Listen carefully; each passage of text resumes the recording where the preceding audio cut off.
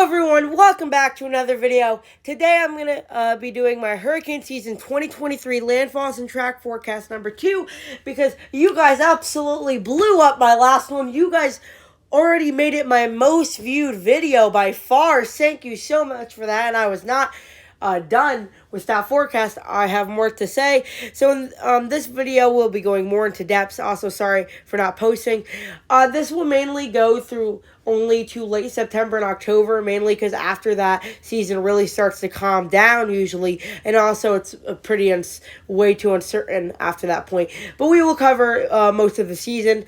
And, yeah, guys, so we're going to be looking at, again, what we looked at last time. This will be around the same lengths, maybe a little longer, but let's get started without further ado.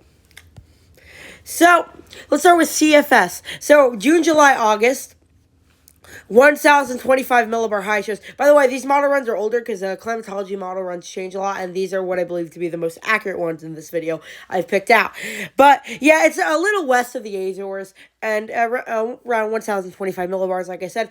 Systems in the MDR for this scenario would likely go along the high into the Caribbean and then into the Gulf of Mexico, also into places like Cuba, the Bahamas, potentially, and more northern tracts. But a setup like this would put the Gulf of Mexico at a pretty great risk. And in the Caribbean, systems, depending on where they are, if they're in the northern Caribbean, they could turn out to sea. But at this point, in this scenario, most systems either will go out to sea or into the Gulf of Mexico and Caribbean. Now, that does not mean the eastern seaboard isn't at a threat. We'll get to that in a second. Again, this is early season. This is June, July, August, so it also goes to mid-season, but we are not done. Because now we're going to go to July, August, September, where 1,024 millibar high over the Azores.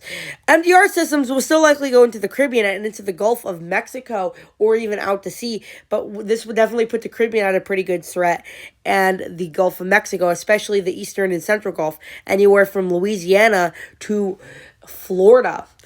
Now, Texas would still be at a threat, and Caribbean areas would be like the northern Caribbean islands, like Jamaica, Cuba, the Dominican Republic, Haiti, Puerto Rico, maybe even the Yucatan and the Leeward Islands.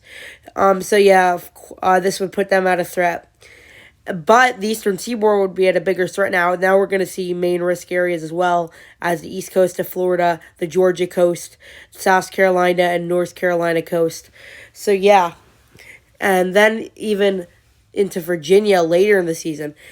So, and finally, August, September, October, like I said, we're probably going to be ending around late September, October, in these graphics and model runs, because like I said, after that, season really starts to calm down, not fully, but for the most part, and either way, even if it does or doesn't calm down after that point, we still see a lot of activity. Before that, also, it's, this is still uncertain, but it's too uncertain for me, at least, past that point, like I said.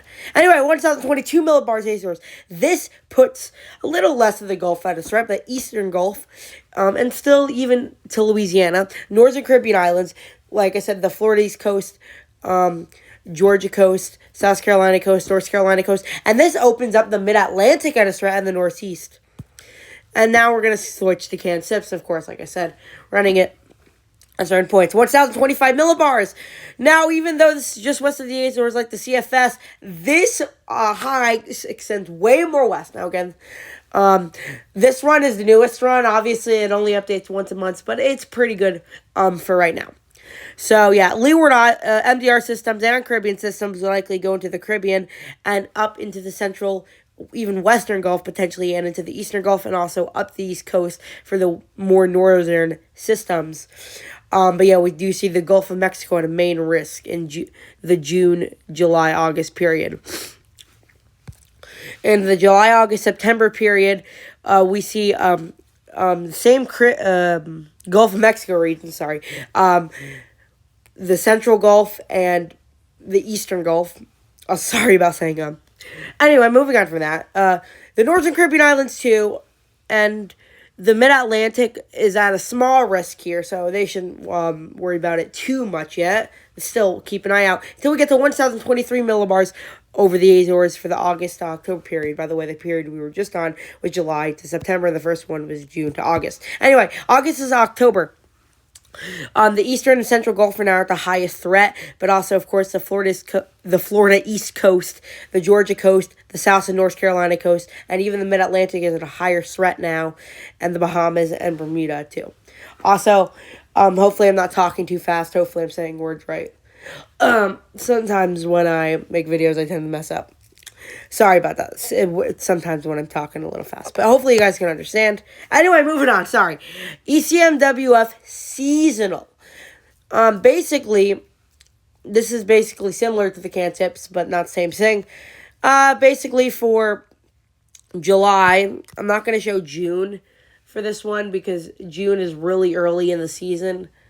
And usually systems really only form the Gulf of Mexico and go into like the Eastern Gulf coast.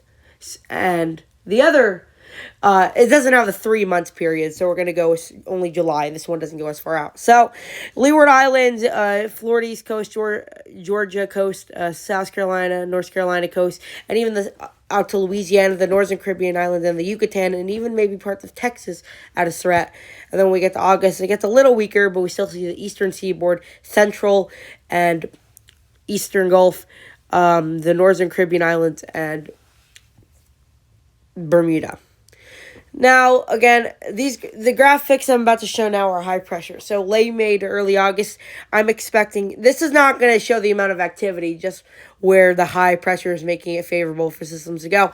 I think systems that form the MDR and the Caribbean are likely to go into as far west as Texas, in the pink is the main region, into Florida, the Florida Peninsula, and maybe even a little bit of the Bahamas, Cuba, the Yucatan, and the red area is not as favorable, but still is favorable up the eastern seaboard even to the Mid-Atlantic, and the rest of the Gulf of Mexico and into the Southern Caribbean.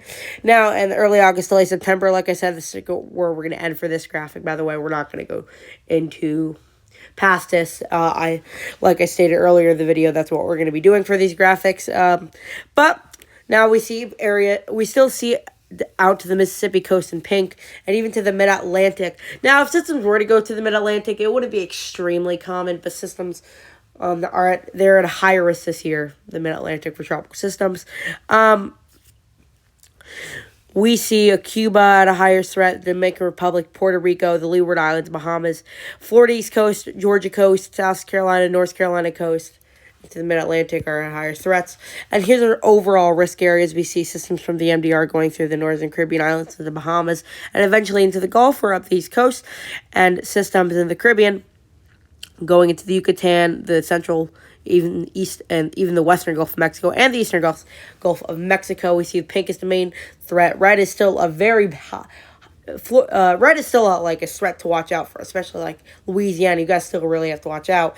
And then yellow is an above average risk, not the highest risk, but you have somewhat of a good risk, or maybe even above average risk, as we can see for the Mid-Atlantic there. And to the right, you can see the high pressure area.